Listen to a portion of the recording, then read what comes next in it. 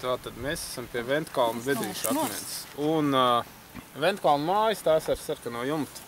Tur dzīvo viens mums zināms cilvēks, viņš ir vēstures students Latvijas universitātē. Un viņš kaut kādā decembrī apmēram tur otra pus ceļam esošajās Jāņandreja mājās atklāja, ka ir bedrīšu akmens.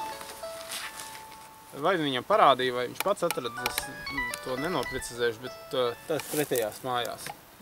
Un nākamajā pavasarī, aprīlī, mēs mazā ekspedīcijā braucām skatīties to Jāņandreja bedrīšu akmeni. Braucām no tāls puses, un es kolēģiem saku, reku uz lauka, tad jau vēl labība nebija paaugusies, kā jau aprīlī klaiši diezgan. Es saku, reku liels akmens, skatik, tam arī nav bedrītes. Nu, tad tā joka pēc iebraucām iekšā apskatīties, varbūt tiešām bedrītes. Nu, kā gadījās, kā ne, viņam tiešām ir tās bedrītes, un protams ļoti pārliecinošas un diezgan lielā skaitā. Mēs varēsim šodien paskaitīt, cik tā viņas tur ir. Nu, un tā viņš tika atrasts, tas bedrīšu akmens, pilnīgi nejauši.